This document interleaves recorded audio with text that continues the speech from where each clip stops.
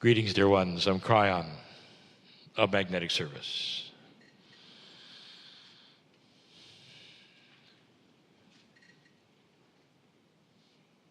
We're in the Australian city called Adelaide. For those listening and not here, and what you might hear in the background is the wind, for there's weather here.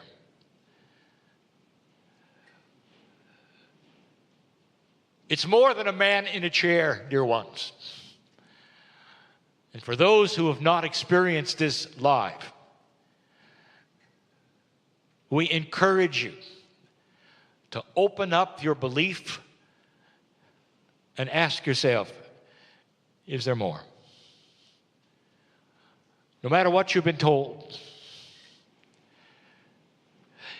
I'll tell you this, that if you are one of those courageous humans who have not experienced this before, who then say, I'm ready to see if there is truth here, if there's an energy that I can recognize here, I'm ready for that. If you're one of those, dear ones, then I'll tell you, it's going to happen for you. And for those who are not, I will say this and ask this. Why are you afraid of being loved?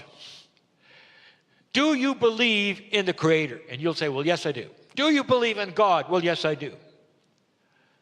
Then why do you close it off? Why have you built the box that you have that says, this is as far as I'm going to go, and if there's more out there, even if it's love, I don't think so, not today. Are you afraid of being loved too much? Because that's what all of this is about. Blessed is the human being who understands that they are temporary and that there is a consciousness that is multidimensional, that goes way beyond your name. That when you take your last breath, whenever that would be, the vessel stays, but you continue. And that continuation is because you are eternal. Science is starting to ask the question, what happens when you die? But they're not asking the question, how did you get here? For that soul comes in, dear ones, in this beautiful way, into a new temporary vessel with a new name. But it carries history. It carries profundity. That soul of yours, whatever the name is on the human, has always been and always will be. There is no age to it because it always was and always will be. That's how big you are. Bigger than you were ever told, and more magnificent than anyone has ever told you. You are part of the creative source, dear ones. You didn't arrive dirty. You arrived magnificent and ready to go. And perhaps that's new to you, and perhaps you had to hear it first, but doesn't it ring true? Why would a creator bring you here, give you free choice, judge you immediately, and send you to places that even a parent would not do to their child, no matter how they behaved? You're magnificent. I want you to feel the love, because I want to tell you a little bit about change. So my partner has just given you a scenario to look at that says intrinsically in all human consciousness there is a hero's story. That intrinsically in every human consciousness there is the willingness to come through winning. That victimization is not part of that, never was. And that all that you might feel if you have that idea that you're a victim has been given to you by humans, not God, by humans. Perhaps in an inappropriate way to tear you down so you'll do things for them. But whatever it is, dear ones, this is an age where awareness is starting to get through that. Have you ever then sat alone and said, I know things. I've been here before. Have you ever sat alone and thinking, I am light. And any darkness that might be part of me has been trained in me. But that's not how he started. And that's not how I'll leave. And if you've said that to yourself, you are so right on. Good on you. Because that is the core truth. That is real. Change is happening on this planet. Let me give you a few things to look at just in these few moments. One of the attributes, number one, what didn't happen? How many times have you looked at the change of humanity past 2012 and realized what did not happen that was supposed to? And supposed to from prophecies. Prophecies both biblical and esoteric. You weren't going to make it. You weren't going to make it past 2000 or 2012, and here you are in 2018. What didn't happen is significant, dear ones, because it represents profound change of consciousness. If things had been as they were prophesied to be, they would have respected that adage that says history repeats itself and that human consciousness doesn't change. But history didn't repeat itself, and human consciousness has changed. This curtain that you've gone through, dear ones, is almost like you have passed into another kind of dimensionality where human beings are starting to go from 4D to beyond it.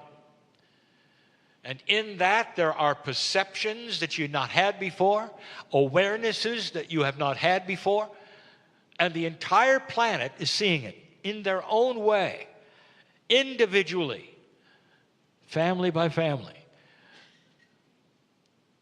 How do you feel about that?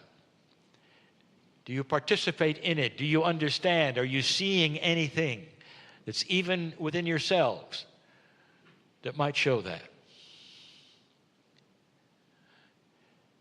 Number two, human nature is changing. My partner showed this on the screen to you. Human beings are wanting different kinds of things on this planet, not the old energy things. And you're seeing this revealed in so many of the movements today.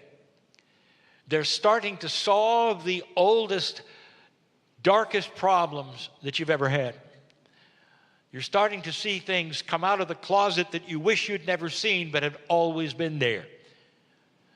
Dear ones, this is human nature. The revelation of darkness that you were afraid of before. Here's an axiom that perhaps your parents gave to you, that you can never conquer big money on this planet. And big money controls everything. Therefore, you won't get ahead. Therefore, this and that will not be revealed. Therefore. And now you're starting to understand that that is not so. And how could this be? What was the trigger, dear ones, to get beyond that axiom? And the answer is a new consciousness that doesn't fear it. A new consciousness that looks at it and says, together we have the power to solve this in revelation. If we will reveal the darkness, it has to answer to itself, and it has, and it is, and it will. That is a new human consciousness. That is just beginning. I've told you that there will be 2 steps forward and 1 step back, and what this means, dear ones, is the darkness will fight you all the way. I'll get there. That's one of the attributes of change. That's already happening. Number 3, you're going to start to see huge institutions start to have to change. And I'm talking about them all. I'm talking about your government worldwide. It can no longer sustain itself without transparency and compassion. It cannot, and the humans around the electoral process itself will demand it. New candidates will come forward who will seem timid and compassionate, and the public will elect them because they are not then critical of the other one. There's not the hate of the other one. Right now in my partner's country, it is starting to fall apart because of the compassion that is lost there, the hate that is starting to increase there. And when it breaks, dear ones, it will break fully into a compassionate plan. It has to. But what you're seeing in so many places is the breakdown of an older energy that you expected to work, and it doesn't. You're going to see it in financial institutions, in insurance. You're going to see it in pharmaceutical companies. You're going to see it everywhere there is what you would call enormous amounts of money being spent in perhaps inappropriate ways. That's the next thing. And when this starts to happen, dear ones, I want you to remember this particular channeling. You'll say, here it is. Big money is going to fail. And it's going to fail because of the compassion and the intelligence and the transparency of what new humans are asking for in mass. In mass. Old souls are the ones who are leading this, and they're not doing it by carrying placards or signs or marching. They're doing it by sitting and being compassionate on this planet with their families, those around them, at work, at play. And you're starting to see it happen. Number 4. How can I tell you this? The light is winning, but the dark is fighting. And when you will turn on to that which you will call your media, they will report the dark fighting. The report is the dark fighting. It's not the light winning at all. And so to you, there's only trouble and horror, sadness, heartbreak, death. Dear ones, I'll tell you something. This light is causing those reactions. Have you noticed any unbalanced humans lately, anywhere? Seemingly to snap and go to the dark side and only have one thing they want to do, and that's kill or destroy. That's new. Have you seen others that are invested in killing many and killing themselves at the same time? Dear ones, that is the dark fighting the light the best it can, because that's what will make you afraid. Whatever makes you afraid will shut you down, old soul. Has anyone done any reporting on how many spontaneous remissions are happening on the planet? Or how healing is doing? Or how people are getting out of the hospital earlier? Or finding solace in spirituality? Or how meditation is working? Or any of those things? And the answer, that is not on the news. And it's everywhere. It's everywhere. These are the things that eventually you'll start to see. The final one, number 5, is you. You sit there today, and I have to ask, are you just listening? Maybe you're taking notes. Maybe this is an intellectual pursuit. Maybe you're writing a book. Why don't you put all that away? You can leave differently than you came, dear ones, because of what you do now. This is not an evangelistic thing.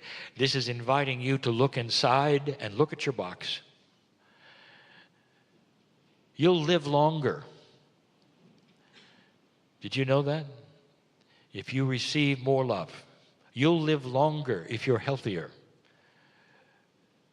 You'll live longer if you're balanced. And I just gave you the secret, and it has to do with your higher self, which has always had its hand out from your birth to take that part of you which is sacred and walk with it and become a new person. Not a victim of the planet, not a complainer, but one who is peaceful and loving. And you don't have to try very hard because it starts to develop by itself. That's the God in you. That's change. That's change. Your children will see it. Your neighbors will see it. And some won't like it because it's just too radical. They'll say, what has happened? What drug are you on? Not understanding that's what love does. This is the way of it. This is core truth that I give you today. These are things I invite you to test for yourself and see if I'm right. For now, so it is.